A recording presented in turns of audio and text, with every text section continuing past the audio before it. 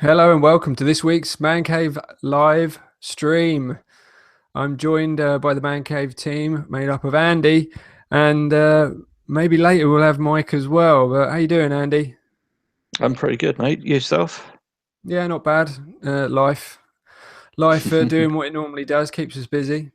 But yeah, trying to make some time for some bits and bobs. We went and saw a live performance of Miss Saigon on Sunday, which was really good. Have you seen that? I've not. No, it's not my cup of tea. I don't think. Well, I didn't think it was my cup of tea, but I must admit it was really a spectacle. It was a 25th gala Yeah. performance, and I was actually quite impressed out. I mean, something that was innovate, something that was in the theatre 25 years ago stands up pretty well now as a spectacle. So I was quite pleased to go do that. My wife's a massive theatre fan, so we do things, Cool. dip ourselves in a bit of culture now and again. It's always healthy. Lovely. Yeah, I Yeah, was. not much happening. Not much happening my end. Uh, New job. That's about it. Yeah, start that Oh, in a few weeks. congratulations, new Yeah. job. That's a good thing, man. Thank you. Yeah. Definitely. And culturally, God, trying to think. Oh, so sausage fest. That's the most cultural thing I've seen. Sausage fest, sausage party. Sausage That was Party. it. Yeah, I've got to say sausage fest. that's a different DVD To be honest, series. they probably like the same, level of crudeness in both of them. Yeah, Yeah, that was pretty full on. But anyway, it was. I think I mentioned I watched it the other week. Yeah, it is. It's he did. from the makers of it. This is the end, and yeah, along the same lines, definitely. That last 10 minutes was just off the hook. That Mm, was yeah, it's not for the faint-hearted. Definitely. no, not at all. No, I Not too sure agree. whether. I don't think Pixar will pick the license up. No, I don't know. no, I don't think they need that. I don't think they need that yeah. in their repertoire. But yeah, so yeah, apologies for last week if anybody actually tuned in. I That was my fault. I had an emergency that needed to be taken care of, so that we didn't get the live stream in later. So we're trying to keep it consistent. We're trying to keep regular so that people can tune in and know when it's on and everything. But yeah, so hopefully no more interruptions or anything. We'll just try and keep plowing through. And yeah, we've got hopefully some more content coming up, like with Comic Con and stuff like that. So I'm going to dive straight into what I want to talk about. This is what I want to talk about. Are you familiar with the Star Wars animated series? Yes. Because there has been two. Yeah. Okay, now one of them, which was the Clone Wars. Was Do you that any remember the good? Clone Wars? The Clone Wars was pretty good. I think Hmm. it originally started off with it was a French animation studio that did it, and the style um, that it was very well. I'm trying to think of a good analogy for it. Do you remember those like old kind of like 70s animated series of like The Hobbit and Oh, okay. yeah, and the comic books of that kind of ilk with the Slayer, the Conan the Barbarian type characters, and it had a Right. sort of yeah, it had a sort of feel to that, and it was very good. And the stories are very good. All started by Lucasfilm. Now, and then it kind of melted into more of a CGI fest with the latter part That's of the the one that I Clone Wars, remember. and Yeah. yeah, and then it kind of bloomed into LucasArts starting it while they were in the deal with Sony with Disney, I believe. So they started to talk about the last days before Episode 3. Hmm. The Phantom Menace. Sorry, the Revenge of the Sith, Yeah. because they talked about like different elements um, that might actually be relevant in the new series because there's a lot of events that kind of happened like with Emperor Palpatine and Mace Windu and things like that because there was a lot of secret missions that went on in that time, and we may get the fruition of those in the later movies. But it was very good. It had quite a good following. It was going places, and then it stopped. People just it just got cut. So the network stopped. It was probably because of Disney taking over all of the rights for the Lucasfilm stuff, all of the Star Wars rights, and also taking the action to actually delete all the canon, all the books, all the stories, everything before that age. So they've wiped the slate clean with that. But then what they did was they actually released a sort of, well, it's a kids series basically, which is Star Wars Rebels, which is what I'm going to talk about today. Star Wars Rebels is set 14 years after Revenge of the Sith and 5 years before Episode 4, A New Hope. Right. Okay, so it's set 5 years before that. What it does is it actually follows a group of rebels, a band of renegade rebels that are fighting against the Empire's hold. I mean, we are in Stormtrooper land. We are, in Vader territory. We're after Anakin and everybody. All that stuff has happened. The vice grip is on the galaxy by the Empire. And it follows these rebels. Now, these rebels are also have 2 Jedi in their midst. Okay, these are one Jedi that has actually fled from the hunting down of the Jedi by Palpatine and Darth Vader, and unbeknownst to him. And then he has an apprentice by the name of Ezra.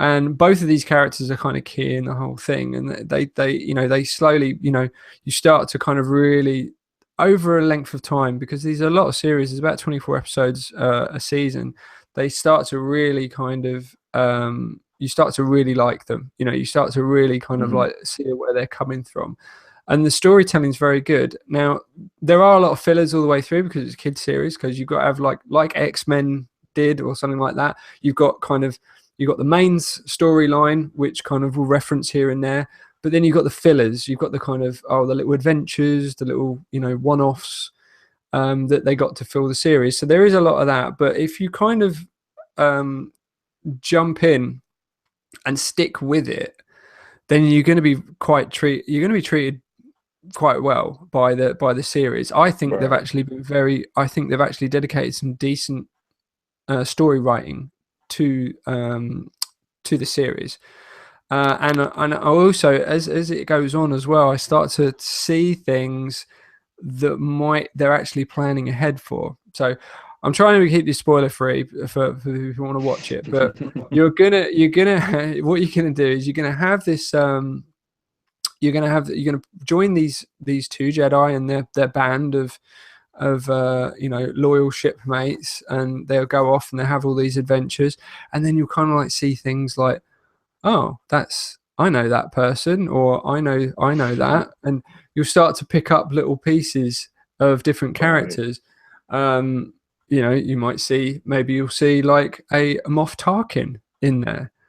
And some events, so it kind of gives a bit more color to what's happening. Now, the season 2, which I kind of slowed down in season 2 because I was doing other things, and I was like really, I was enjoying the series, but I didn't think it was there. Now, the season 2, I got to right to the middle of season 2, and I stopped for a while, and it wasn't until the other day when my friend told me, he said, "Oh, but you know who this guy Ezra might be in episode 8. I'm like, huh? Episode 8?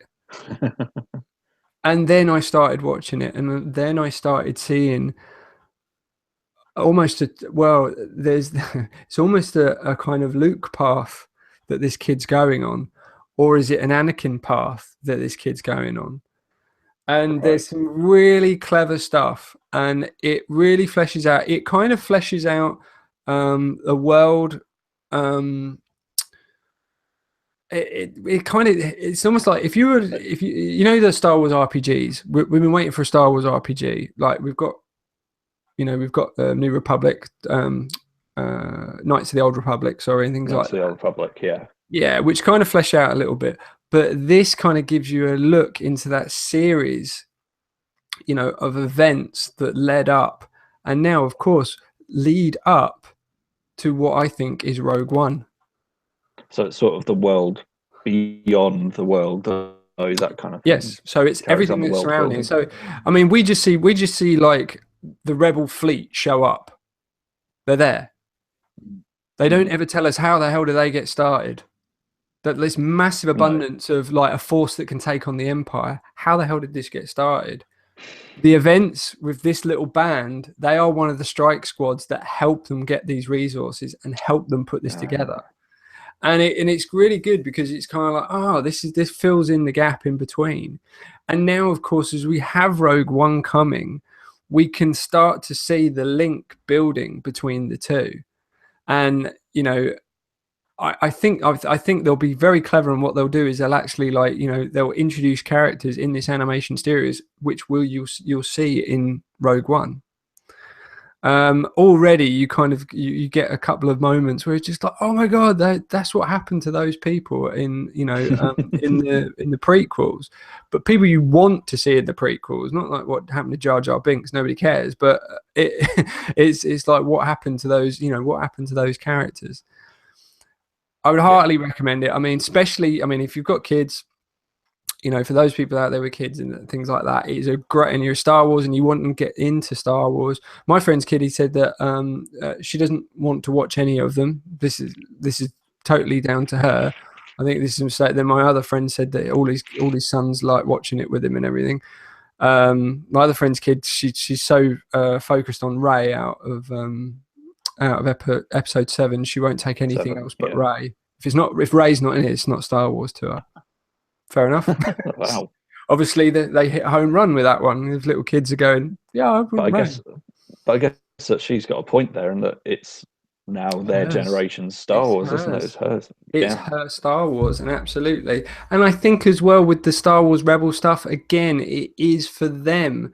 It is revisiting a bridge. I can see characters from the prequels. I can see characters from the original 3 films in this Rebels, but they're introducing them in an animation. They're introducing them to a cartoon, to a new generation, and it's good because it's a good bridger. It's just like, oh, it's Moff Tarkin. If like a little kid went, well, how do you know Moff Tarkin? Where's he been then? Well, I know all about this guy.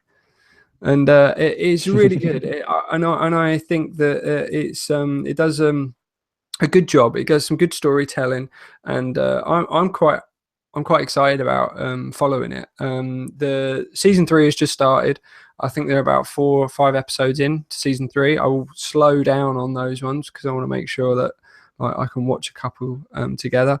But it's on Disney XD and other forms. I'm not too sure if it's on. I don't think it's on Netflix. I'm obviously on the Disney Channel because it's all Disney licensed. But yeah, definitely get a chance to check it out. I think they're doing very well with it, and heartily big thumbs up. Recommend that people have a look, especially if you're a Star Wars fan, man. Especially. I'm going to definitely give it a check out, and I think that there's the character that's played by Forrest Whitaker in the new one, and his character originally appeared in Star Wars Rebels. Really?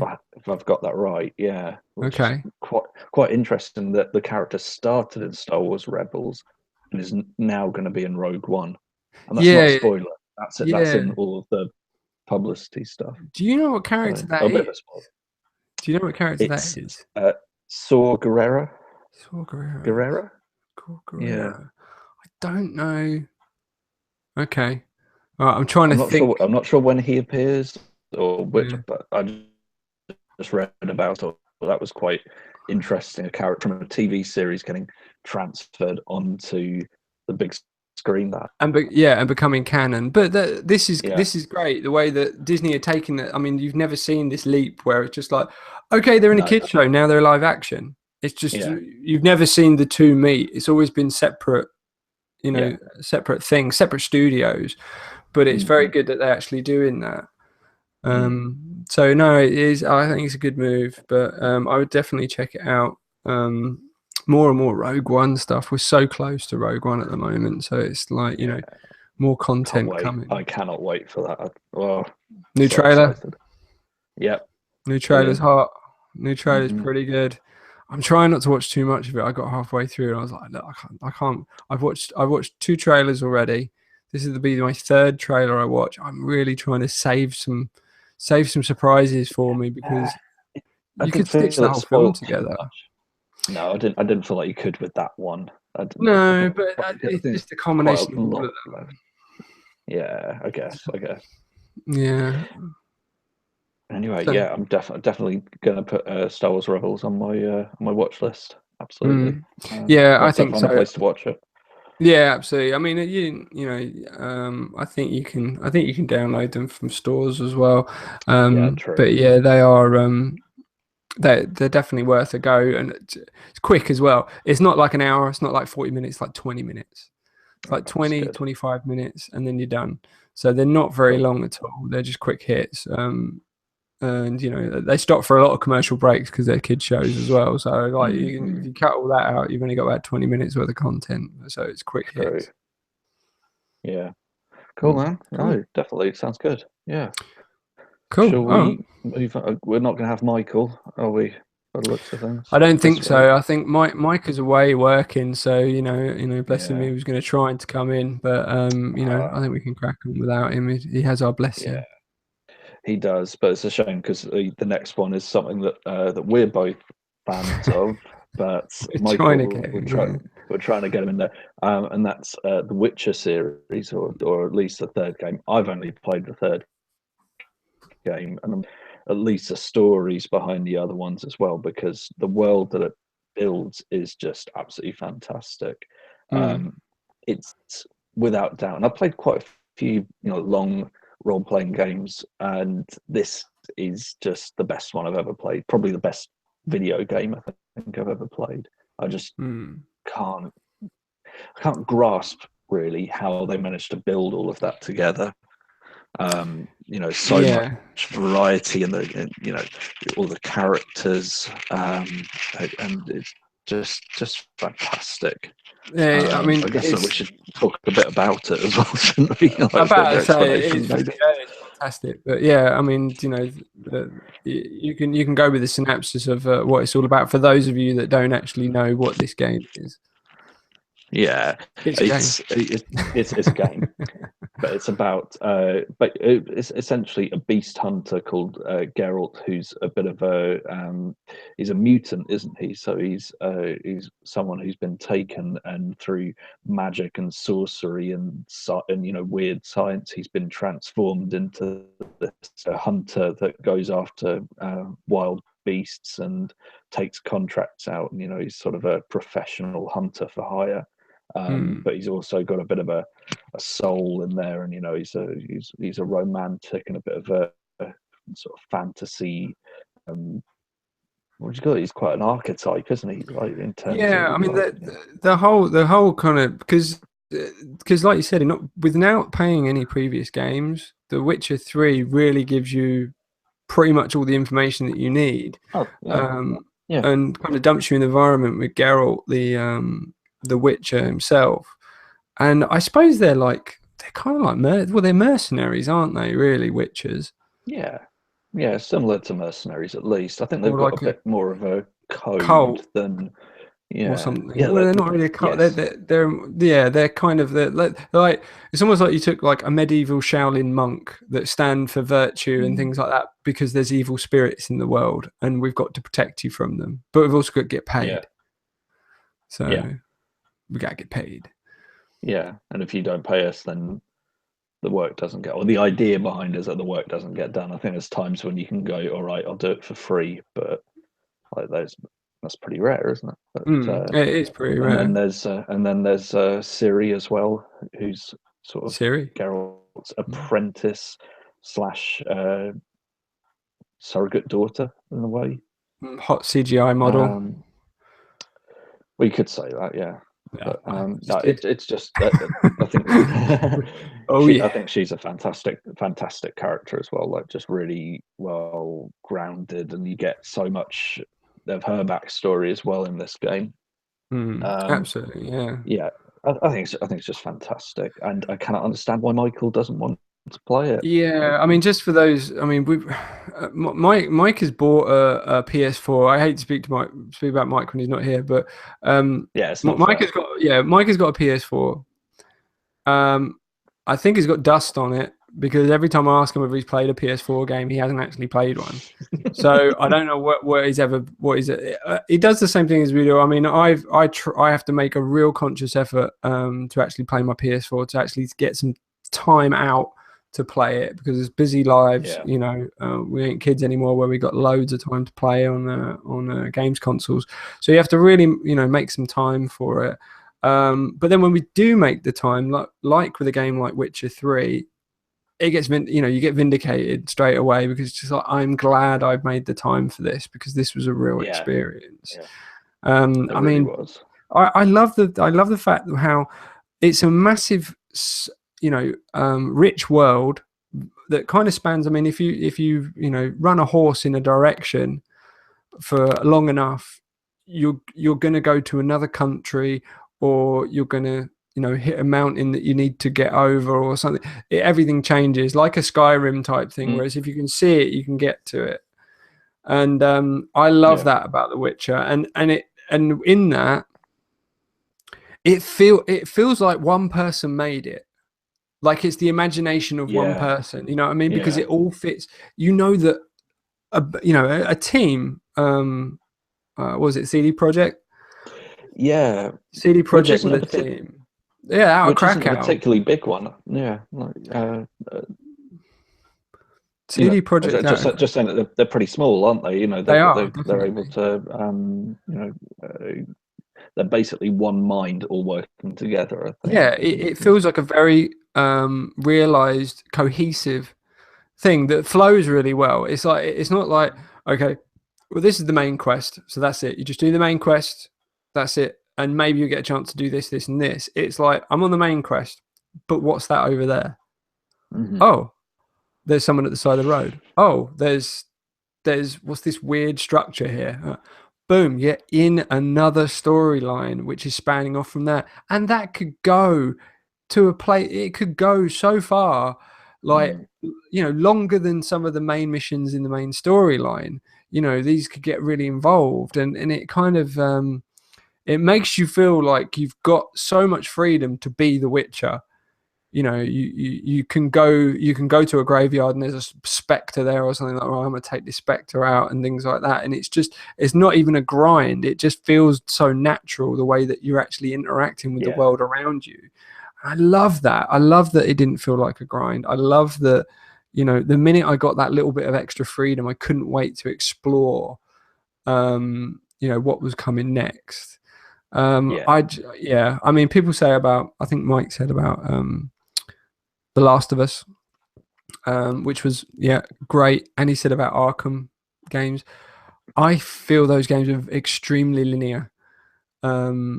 I mean, I understand The Witcher is linear, but you don't feel that way. You feel as if this is like, I mean, I've been dropped in this world, and I've got like the rest of The Witcher's life to to explore it. Well, you do, yeah. You feel like, and it's obviously a bit of a lie, but you feel like you could cut off the rest of your life and live Live in the within Witcher world.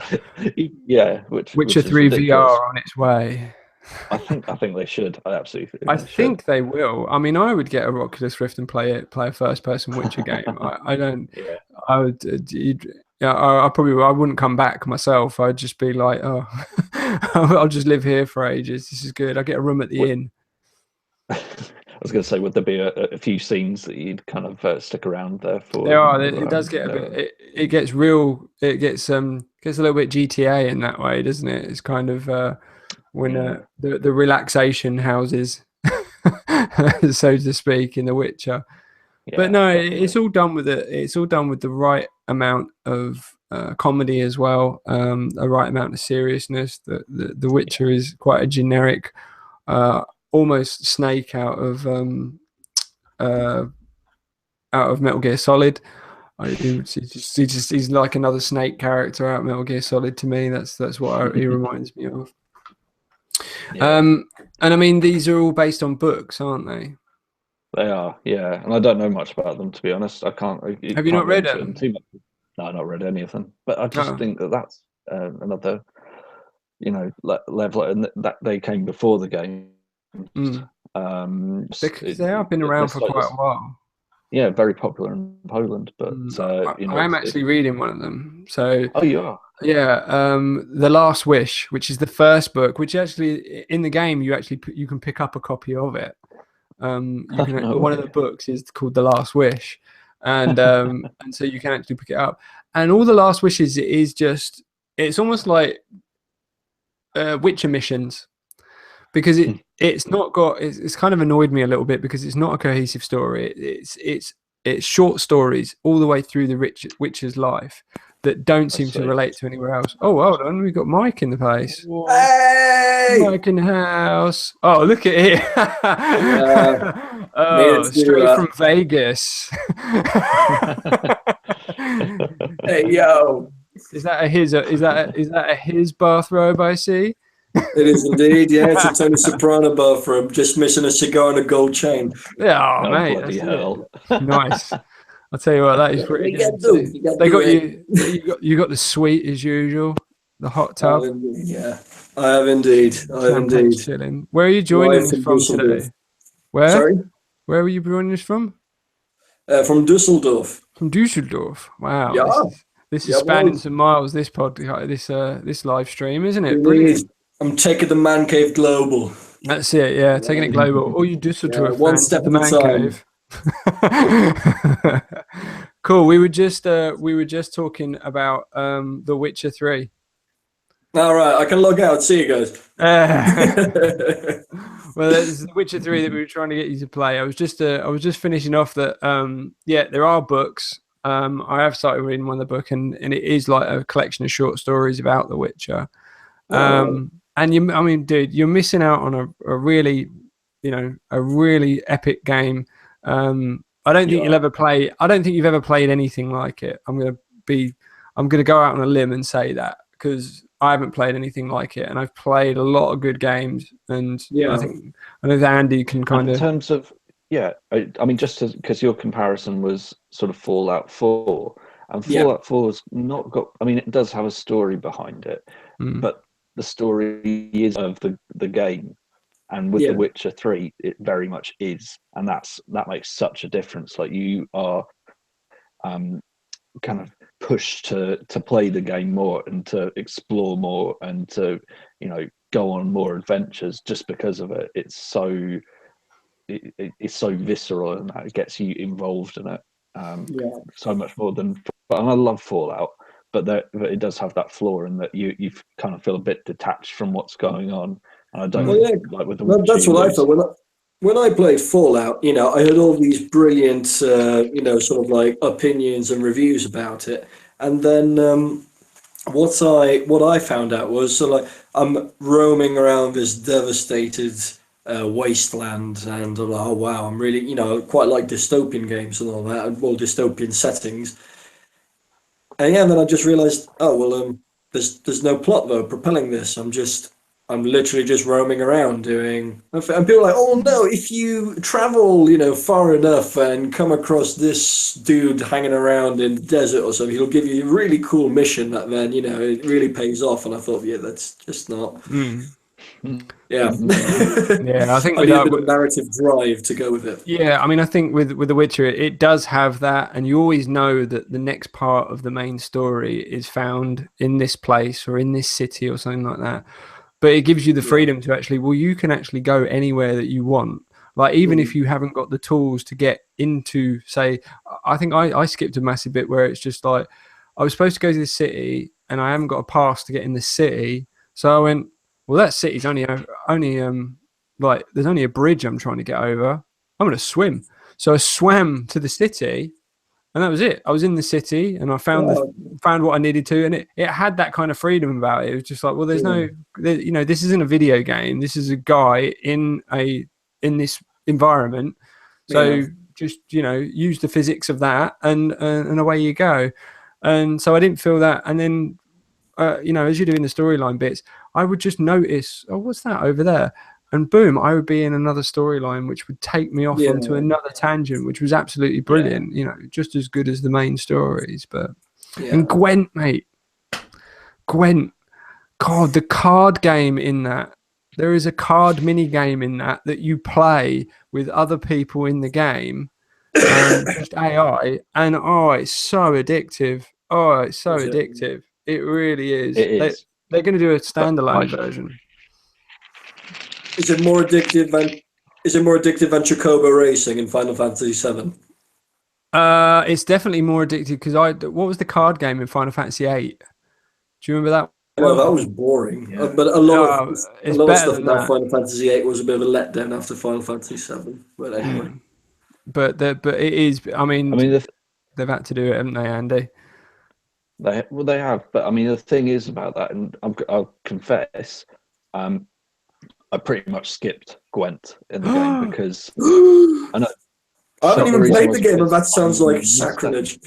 know it is. I I've got all my missed out cards on a now. few cards, and then it was sort of like, well, I don't really want to go through all of this and not have all of the full deck towards the end.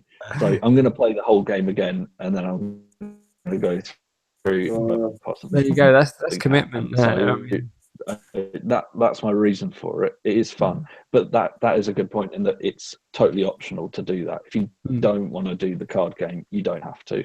yeah, because I didn't understand it at all, and then it wasn't until a couple of hours after I've been doing the main quest, I've been doing the various things, and then I just went, I'll try this Gwent thing again. And I was like, right, okay, I get it a bit more now, and I got into it, and then Yeah. I was just mainlining Gwent quest to get more cards because I was like, I want that card, I want this card, and it became a real collector fest with it. But yeah, it is brilliant, and people still talk about it now. It's been out for quite a while now.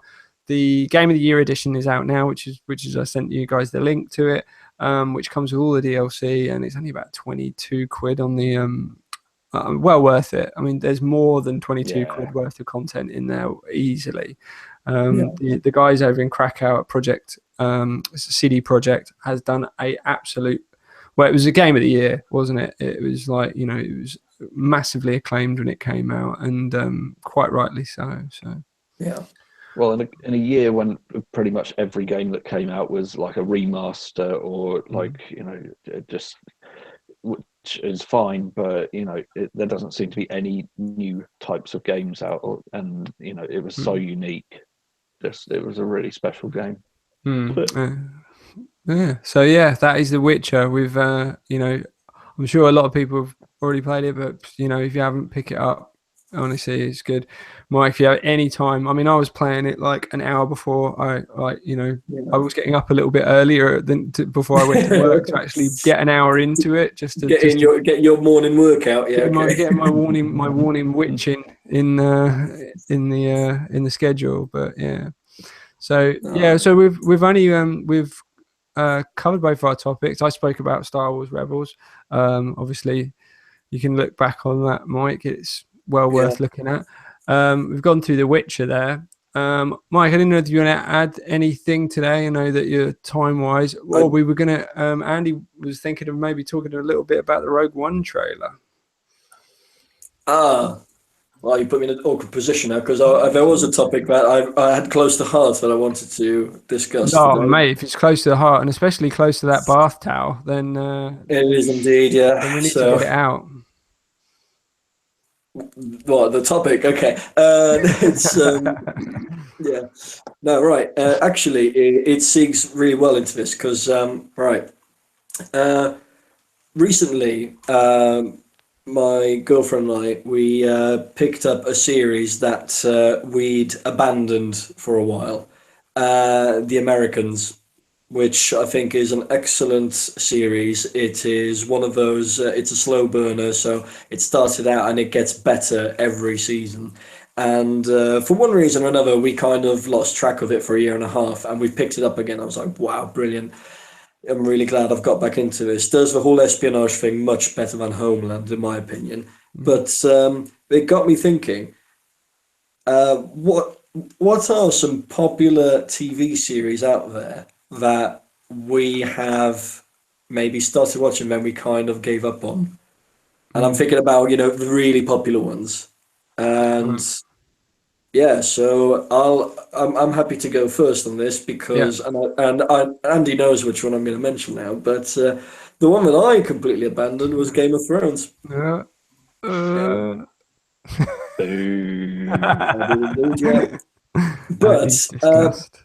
no, but there's a reason which you might actually identify with because it opens up Crap reason. You not even said it yet. It's like crap reason. No, do you know what? Actually, first of all, I should clarify, we abandoned it very early in season 4, so it's not like we, wrote it off straight away.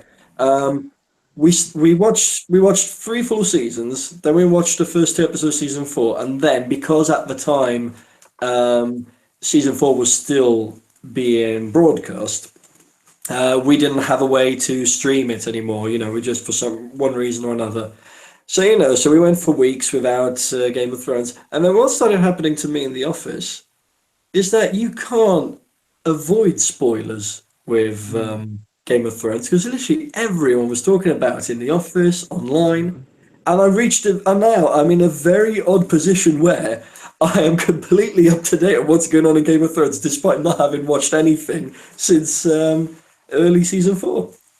Yeah, I think. So recently I got Now TV and I was like, oh, can watch Game of Thrones again. I thought, what's the point? I already know everything that's going to happen. So that was my reason for abandoning Game of Thrones. Yeah, still a crap reason.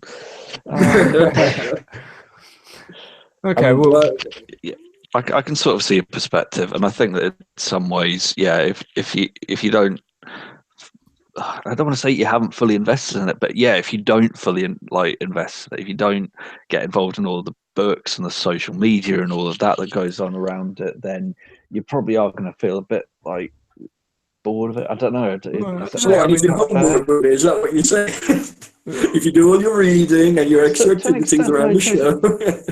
But you like we did invest. You would say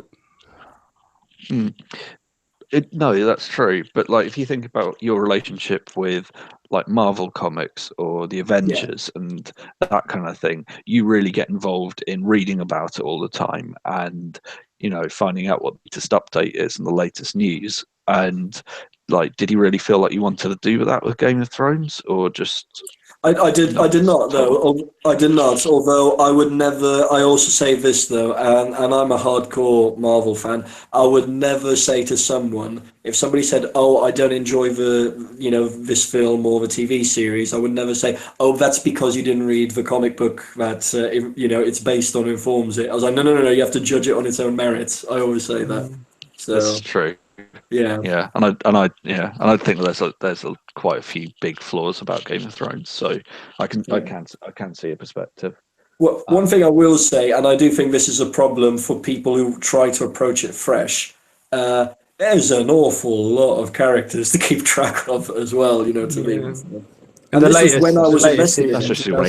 It does get crazy in the later seasons, Anyway, what series have you guys given up on that were quite popular and well liked by others?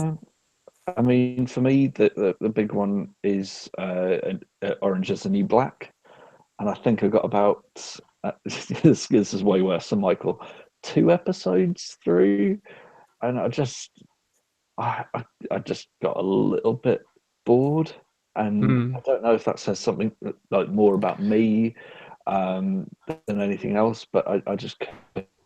That sounds like more of a non-starter. It sounds like it's a non-starter. I'm going to giving up. No, Andy, we both know which one you should be mentioning, but you are too afraid to say. Which one? What did I? What was it? We had.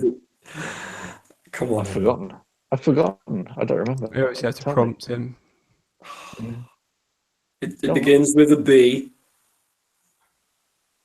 Finishes in Breaking Bad. Yeah, this is true. Yeah, I still haven't finished Breaking Bad. See, that to me, that to me. I'm like, how can you give up on Breaking Bad?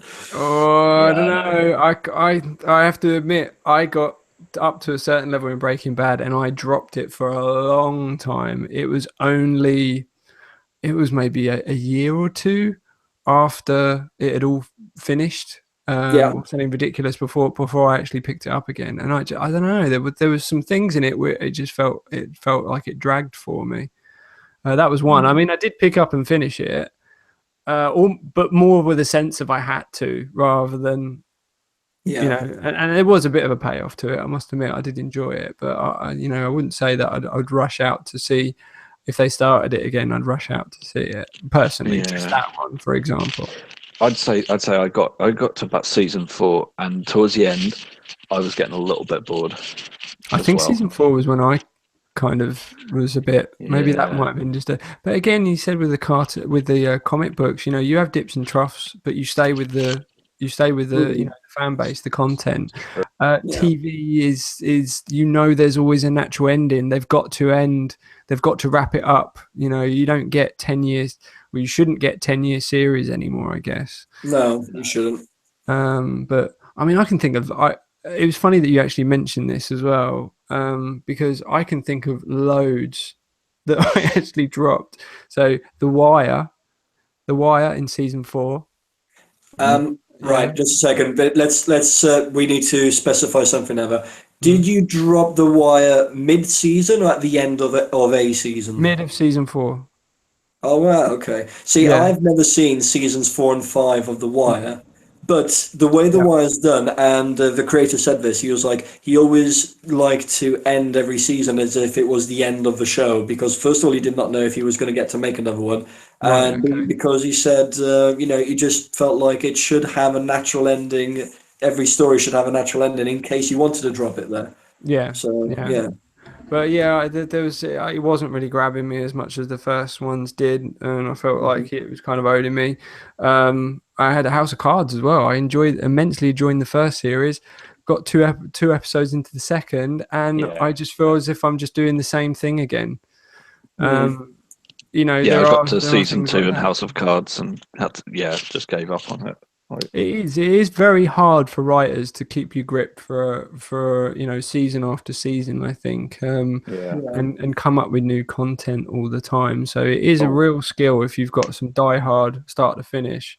Can I just ask Can I ask one? How far did you guys get through Lost? I never watched Lost. Two seasons, and then I got fed up of watching a filler for like 45 minutes, and then the last 5 minutes actually something I was interested in, and that was the end of every episode, all of season 2, and I was like, I am not doing this. That's classic kind of nothing happens, annoying people, annoying fans, people who want to and get to grips with the story and everything, and then nothing happens, isn't it? I did manage to get all the way through that, but I'm never watching it again. No. See, Lost was another one, and this is in the pre-social media age. Again, I didn't watch it, but there were all these fans that surrounded, constantly talking about it, and it was popping up all the time in Total Film and Empire when I was reading magazines like that. And at some point, without watching a single episode of the show, I just asked my cousin, so, Josh, mate, what's in the hatch at the end? At the end of season 1. I mean, I knew there was something about, because there was, oh god, I wonder what's in the hatch. What's in the hatch? Oh my god, the hatch, like that. So I thought, what the fuck is going on? I'm not watching it, but I need to know as well now, like that. Yeah, I do know the review about the what it was all about, and gosh, so rubbish. So like I said, I think the ending of Dallas was a was a more effective wrap-up mechanism than that. It was like, but actually, there's good seasons, there's good series, there's bad series. Let's face it, Faulty Towers is the only one that got it right. You know what though? One thing that British shows have done excellently for a long time is like, you know what, guys, you're getting 6 episodes per season, and guess what? There's probably 2 seasons, but we're gonna get it right all the way through. Yeah. And there's some brilliant British series out there which are excellent because they're that short, because they never allow themselves room to fail in that sense. I just want to say the Night Manager is a prime example of that. Oh gosh, the Night Manager was amazing. It really was. I really loved that. It was superb. Yeah. And also the People versus O.J. Simpson, I really, really enjoyed too, because it was self-conclusive. Like, well, at the end of this, it's, we all know how it's going to end, but it was really made for gripping TV, I thought. It got Emmys. We talked about that a little bit when they had the Emmy count, didn't they? So Indeed, yeah. Mm. That and game and got all the Got. yeah Got everything. got owned by got. Excellent. Right. Cool. Are Right. we I wrapping think up? I think that's going to do us, guys. Mike, thanks for making the effort to Yeah. join us all the way from Dusseldorf. I think this has got an international feel to it now, which is quite nice. Indeed. I'll have to put it in the tagline down the bottom. We will take ManCave global, Liam, from the mountains of Holland to the rainforests of Egypt. We will do it. Yeah, You know what we could call it, guys? We could call it ManCave. ManCave. It is funny because it is ironic. I'm full of chocolate. I've been hosted by Germans. I should not really be too loud. Can I just do a mic drop quickly? Sorry. Yes. Yes, he's dropped the mic. Yes. Right, thanks, guys, and we'll see you. you again next week on the ManCave live stream. Take care. Bye. Bye. Bye.